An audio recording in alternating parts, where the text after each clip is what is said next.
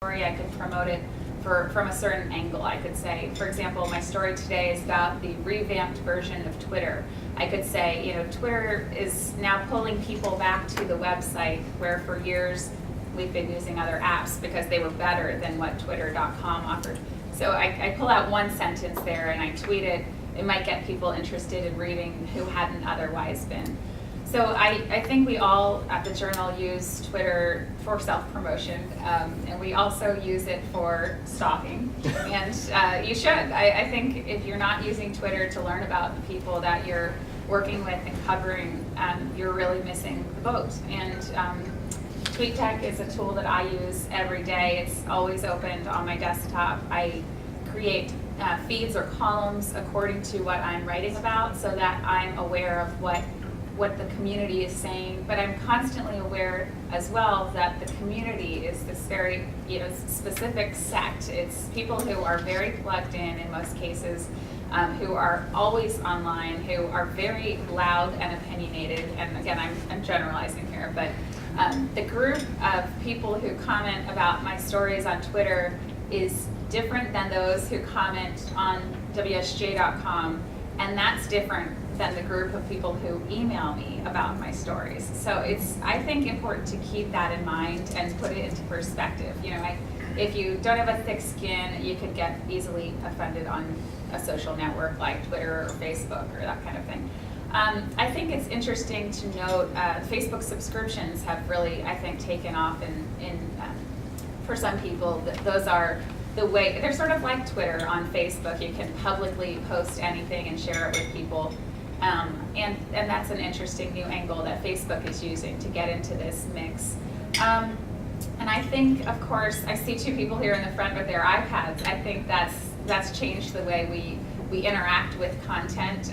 We're not necessarily plugging in as much content on those, but we're digesting a lot. And I think it's something I think about. How many people just kind of lurk and stalk on these networks versus actually participate? And that's an interesting question that I think about often. But yeah, I think Twitter is fascinating. It can really, I think people thought it was going away. It was made 5 years ago. I had to look this up for my article today, but it's kind of crazy to think that it's been around for that long, because I think we think of it as so new and oh, that's going away. It's not. And it's actually the website that just revamped itself and will be rolling slowly out in the next few weeks. Some of you might already have the updated version of twitter.com if you sign into your account. But one of the things they're doing there is called stories. And this is Twitter's way of using an algorithm to pull in 10 stories per day that it thinks you would like, according to who you follow on Twitter. And this seems like a small thing, but I think it's actually very smart and could really make this network a much hardier place to find content. So there are apps on your iPad that do this, like Site is a personalized magazine. AOL Editions, I know, does that as well. And Flipboard, those are all pulling content from the web and displaying it beautifully in this consumer device that you use and can carry and just glance at quickly to absorb content. But if Twitter.com is doing that as well, I think that's something we should take note of and see how those stories evolve and improve and become more personalized. So that could be a real source of news for us in the future. My name is Stephen Overly. I'm a reporter at the Washington Post and its weekly Capital Business publication. Most people are probably familiar with the Post, but Capital Business, it comes out once a week, and we cover local business here in the DC metropolitan region. I specifically cover local technology and venture capital, so that includes everything from biotech to internet startups, et cetera, all based here in the DC region. In terms of how the Post uses social media, it is very sort of broad and multifaceted. I think it sort of exists on levels. So you have journalists who individually have Twitter accounts or Facebook pages where they're interacting with their audiences, people who read their content, or sources who often feed that content. Sections have social media accounts as well, and so, for example, I not only have my own personal account, but for about a year was running the Capital Business social media and Facebook. So I was engaging on sort of a publication level or a section level. And then lastly, the broader publication, the Washington Post, has many kind of social media channels where they're sharing headlines or information from all sections of the paper. And I think that's sort of fairly standard now from a lot of news publications. You kind of see that multi-layered approach. One area where we're really active at the Post, though I'm not as directly familiar with it, are sort of more sophisticated uses of social media. So for example, you're starting to see the Post and other publications use a product called Storify or something like it, where they're pulling together tweets and information from social media and using that as part of the story. And one recent example that folks may have followed, out in Silicon Valley, there was a lot of discussion of the role of race in entrepreneurship and venture capital, and a lot of that conversation was playing out on social media. And so our innovations blog used Storify to corral sort of all of these different tweets from folks in Silicon Valley and a lot of the back and forth conversation, similar to in a traditional article where you would see quotes. They used tweets, and they pulled that together for a web story. That was, I thought, was very smartly done. Another product called Social Reader, which you may be familiar with if you're active on Facebook and you click on Washington Post links on Facebook, it now shares with your networks kind of the content that you're reading. And that's one thing you see more of. Social media is really about engagement. I think initially people felt it was very one way.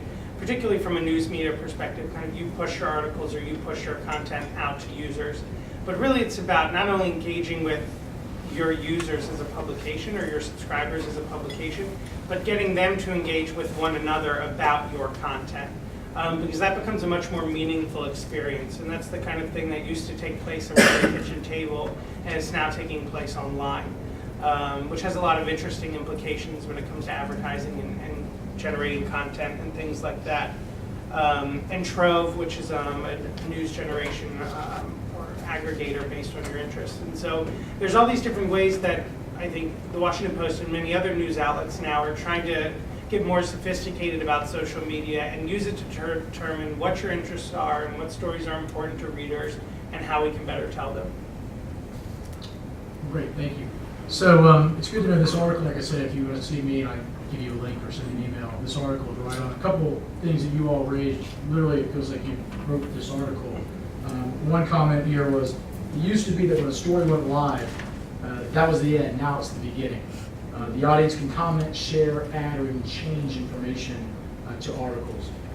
Another comment about Twitter and looking at for sources when it comes to court cases, literally says, another reporter suggests using Twitter for getting sources right away and even tapping Foursquare as a way of finding eyewitnesses. And then they went on to comment that if you find a source on Twitter, he says, they're more likely to talk with you. So I think that these things are interesting. Now on the flip side, it also talks about that as with any disrupting technologies, social media can have both a positive and negative impact. One of the biggest positive, I guess Lam says the biggest positive is the ability to move information quickly among large groups of people. However, the downside is you can easily pass misinformation. As Mark Twain said, reports of my death have been greatly exaggerated.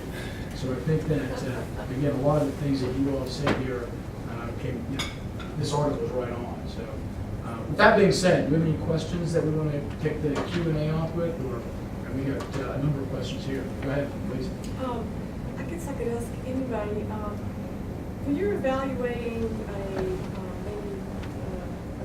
a company profile type story, would you look at their Facebook page or whatever to see if there's a lot of traffic on there about this particular topic? I mean, people are really talking about, say, if it was distracted driving or something there, somebody had a website and they were a lot of information. Will that make it more likely for you to want to do a story about that topic, about whatever that client is doing? But what if their Facebook page didn't have much, do you look there? Is that like a determining factor?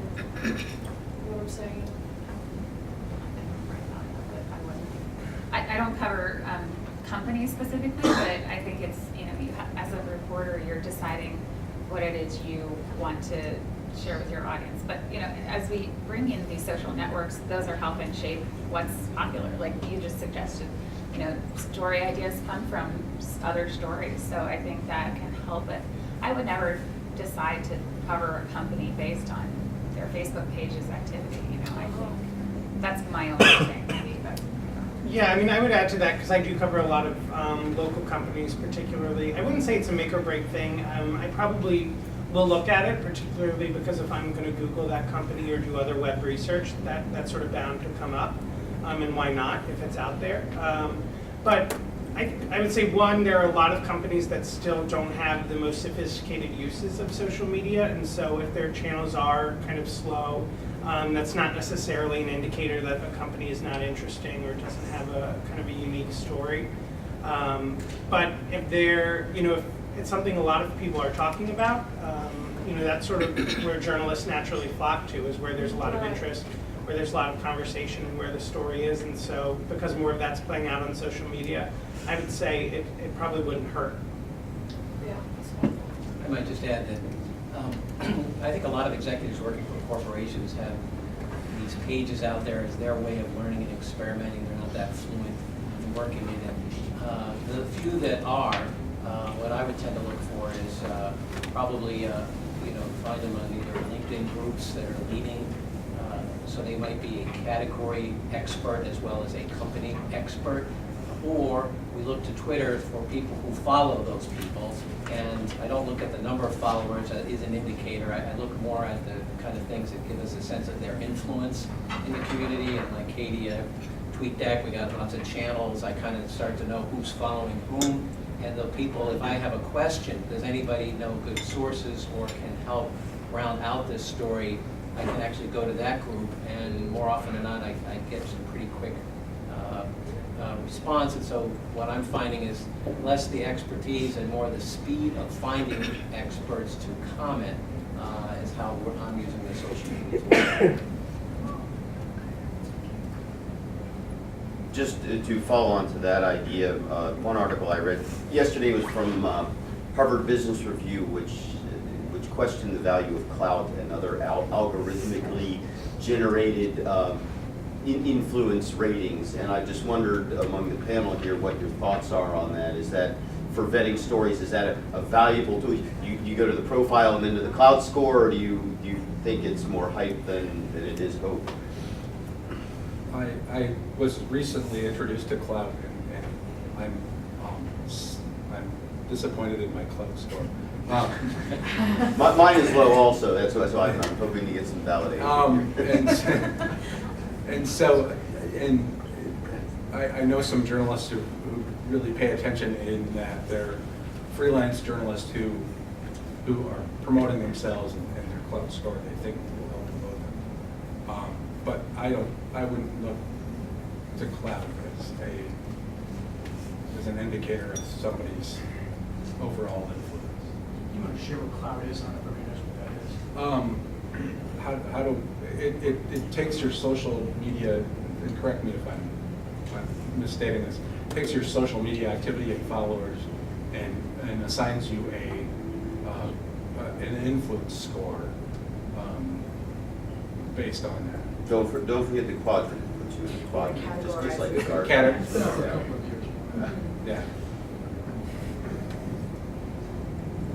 I think what's interesting about cloud is it really represents some of the where social media is going next, which are the analytic tools that help harvest what's going on. Because I think we all agree there's a ton of noise. A lot of what's out there is self-promotion, pretty shallow sometimes. But in there is some nuggets, and trying to get to the nuggets has been everybody's challenge, and for journalists as well. So the cloud is an indicator of, I think, a lot of ways of applying algorithms to what's going on out there. I was just meeting with folks at Salesforce.com. They showed me their new chatter tools, not so new anymore, and they bought Radiant 6. And so what that does is it looks at a lot of the topics and applies a lot of scores to try to identify what's going on in various categories. I don't think it's that mature yet, but I think what's important about cloud is where all those kinds of tools will be in another year or two that will actually help us do our jobs better when they become more mature. At the moment, I kind of agree, cloud is it's a gimmick in a way, but that's kind of how marketing works sometimes, is you get something that people follow, and it's a shortcut to the things that we can't get to otherwise.